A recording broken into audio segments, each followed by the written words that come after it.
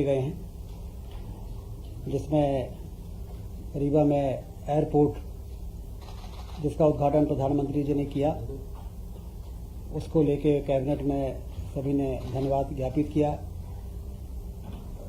1978 के बाद मध्य प्रदेश को कोई नया एयरपोर्ट मिला है। अभी तक 5 एयरपोर्ट थे, ये 6वां है। और 46 सालों के बाद मध्य प्रदेश में उस इलाके में विंध्य क्षेत्र जहाँ पर सीमेंट हब है, पावर हब है, नेशनल पार्क्स हैं, लोगों को आने जाने के लिए सुविधा नहीं थी, अनकनेक्टेड एरिया था, वहाँ पर एक बड़ी सुविधा मिली है।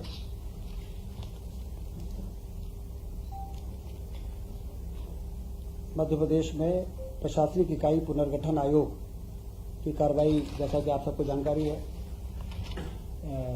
वो शुरू हो चुकी है और इनके दौरे नवंबर में कमेटी के दौरे होंगे आयोग के, और तहसील, विकासखंड, जिला, संभाग स्तर पर लोगों से के सुझाव लिए जाएंगे और उस आधार पर प्रशासनिक इकाई का पुनर्गठन होगा, जिससे प्रशासनिक व्यवस्था को बनाने में ज़्यादा बेहतर तरीके से लोगों के को सुविधा प्रदान की जा सके। तो ये भी एक महत्वपूर्ण चर्चा आज कैबिनेट में हुई है। 4-6 माह का पर्याप्त समय रहेगा आवेदन और अभ्यावेदन लेने के लिए। इन 4-6 महीनों में सारे पूरे प्रदेश का एक फीडबैक आयोग के पास आ जाएगा कि कौन से जिले में कौन सा इलाका ऐसा है जो दूरस्थ है और नज़दीकी कौन से जिले में उसको पुनर्गठन करके शामिल किया जा सकता है या हटाया जा सकता है। निश्चित रूप से बहुत पुरानी लंबी डिमांड रही है। इसके लिए मुख्यमंत्री जी ने जो पुनर्गठन आयोग का गठन किया है, प्रशासनिक इकाई बनाई है, वो आने वाले दिनों में उसके काम शुरू होने वाले हैं। रोजगार सृजन के लिए जो हमारे 11 विभाग हैं जो रोजगार सृजन के लिए काम कर रहे हैं, MSME है, इस प्रकार के कई डिपार्टमेंट हैं, उनको अगले 4 साल के लिए कार्य योजना बनाने के लिए उनको निर्देश दिया गया है कि 4 सालों में वो कितने रोजगार के अवसर तैयार कर सकते हैं, जहां पर लोगों को ट्रेन किया जा सके अकॉर्डिंगली और उनको वहां पर प्लेसमेंट कराया जा सके। ये एक महत्वपूर्ण चर्चा आज के बैठक में रही है। और जो हमारी सरकारी डिपार्टमेंट हैं, सरकारी नौकरियां, दिसंबर 24 तक 1 लाख सरकारी नौकरियों की वैकेंसी में भर्ती की प्रक्रिया शुरू होने जा रही है। एक बड़ी सुखद सूचना है बेरोजगारी को दूर करने के लिए और सरकारी विभागों में काम को और बेहतर बनाने के लिए, क्योंकि मैन पावर की कमी विभागों के परफॉर्मेंस को प्रभावित करती है। इसलिए कैबिनेट ने समय पे कई पदों की स्वीकृतियां की हैं। उन स्वीकृतियों की भर्ती या तो PSC से होती है या कर्मचारी चयन मंडल से होती है। तो दिसंबर 24 तक 1 लाख सरकारी नौकरियों की भर्ती की प्रक्रिया प्रारंभ करने के लिए आज कैबिनेट ने तय किया है। हाँ, आज भी एक हमारे हेल्थ डिपार्टमेंट में 7,900 पदों की स्वीकृति हुई है। 454 स्वास्थ्य उन केंद्रों पे जिसका उन्नयन या नए अस्पताल की स्थापना 2023 में की गई, जिसमें जिला अस्पताल भी हैं, सामुदायिक स्वास्थ्य केंद्र भी हैं, प्राथमिक स्वास्थ्य केंद्र भी हैं। इसमें काम उनके चल रहे हैं। उसका बिल्डिंग का स्वीकृति तो पहले हो गई थी। आज उन 454 केंद्रों की पदों की भी स्वीकृति हुई है 7,900।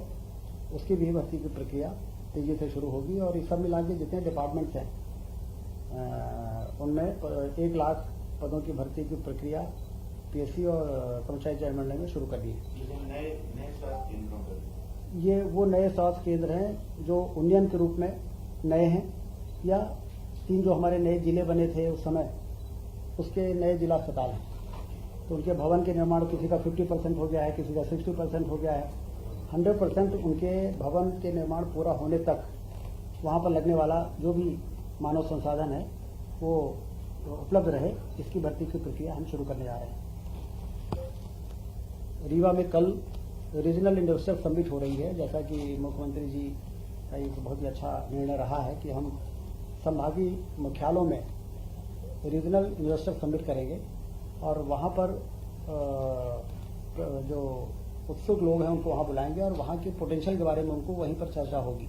कहाँ पर मिनरल डिपॉजिट है, कहाँ पर फूड पार्क लगाया जा सकता है, कहाँ टेक्सटाइल पार्क लगाने की संभावना है, जहाँ फार्मास्यूटिकल सेक्टर में काम हो सकता है। हमारे विंध्य में आप जानते हैं कि सीमेंट का हब है, वो 40 मिलियन टन सीमेंट बनती है, 15,000 मेगावाट कोयले से बिजली बनती है। ये वही इलाका है जहाँ 750 मेगावाट का दुनिया का सबसे बड़ा सोलर प्लांट हम लोगों ने इसमें स्थापित किया था।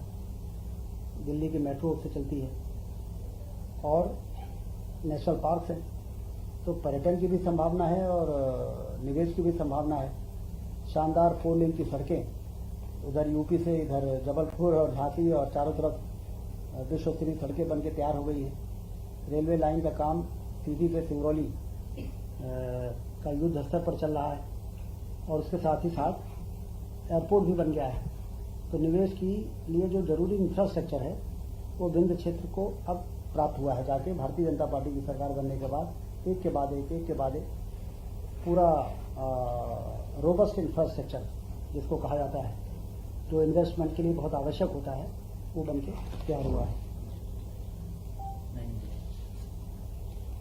और इसमें विशेषता ये है कि जो उड़ान स्कीम जो प्रधानमंत्री जी की है, जिसमें उड़ेगा देश का आम आदमी और हवाई चप्पल पहनने वाला भी हवाई जहाज में चल सकेगा। जब उन्होंने ये बात कही थी तो लोग सोचते थे कि कैसे संभव है, लेकिन रीवा के एयरपोर्ट से जो हवाई जहाज रीवा से भोपाल आएगा, आपको जान के आश्चर्य होगा, 999 रुपये में आएगा। AC 3 टायर का किराया है 927 रुपये और हवाई जहाज का किराया है 999 रुपये। AC 2 टायर का ज़्यादा है और AC फर्स्ट का ज़्यादा है, 1600 और 2000, और हवाई जहाज का कम है। तो मोदी जी ने जो कहा था कि हवाई चप्पल पहनने वाला भी हवाई जहाज में उड़ेगा, ऐसा हम उड़ान स्कीम लाए हैं, वो रीवा के एयरपोर्ट के उद्घाटन के साथ ही वो एक सपना साकार हो रहा है। तो रीजनल इन्वेस्टर समिट की अच्छी तैयारी है और कल मुख्यमंत्री जी वहाँ पधारेंगे और देश भर के इंडस्ट्रियलिस्ट आएंगे और वहाँ पर निवेश 4000 रजिस्ट्रेशन वहाँ हो चुके हैं, 4000 रजिस्ट्रेशन हो चुके हैं। और जो बड़े इंडस्ट्रियल ग्रुप हैं, रिलायंस, हिंडाल्को, पतंजलि और ये जो हमारे सीमेंट प्लांट के हैं, डालमिया ग्रुप से लेके सारे लोग वहाँ पर आ रहे हैं और उनकी जो भी अड़चने हैं वहाँ पे चर्चा होंगी और उनका समाधान निकलेगा और निवेश का रास्ता प्रशस्त होगा। सोयाबीन उपार्जन 25 अक्टूबर से शुरू हो चुका है और 3,44,000 किसानों ने पंजीयन कराया है। 4,892 रुपये प्रति क्विंटल की जो MSP की दर है, उससे पहली बार प्रदेश में खरीदी हो रही है। किसान बड़े उत्साह के साथ खरीदी केंद्रों में जा रहे हैं और अपना पंजीयन करा रहे हैं। हाँ, पंजीयन में काफी उत्साह है। पंजीयन हो गया मतलब तैयारी है उनकी बिक्री और खरीदने की। इंडियन रोड कांग्रेस का आयोजन पिछले दिनों गडकरी जी आए थे और 7 रोड 9,369 करोड़ की स्वीकृत हो चुकी है। भोपाल से कानपुर वाया सागर बहुप्रतीक्षित मार्ग है, क्योंकि सागर जाते समय लोगों को लगता था कि चारों तरफ 4 लेन की सड़क बन गई है, भोपाल से सागर क्यों नहीं बनी। तो अब सागर से लेकर कानपुर तक, जिसमें सागर का बाईपास भी शामिल रहेगा, ये एक बड़ा काम मंजूर हुआ है। और उसके साथ ही 27 रोड ऐसी हैं जिसकी लागत है 20,403 करोड़ की, उसकी स्वीकृति भी प्रदान की जा रही है। माइनिंग कॉन्क्लेव भी हुआ भोपाल में 17-18 अक्टूबर को राष्ट्रीय कॉन्क्लेव का आयोजन हुआ है। इसमें भी काफ़ी अच्छा रिस्पांस रहा है और 11 औद्योगिक घरानों ने 19,000 करोड़ से अधिक के निवेश के प्रस्ताव प्राप्त हुए। इसकी भी चर्चा हुई है आज की कैबिनेट में।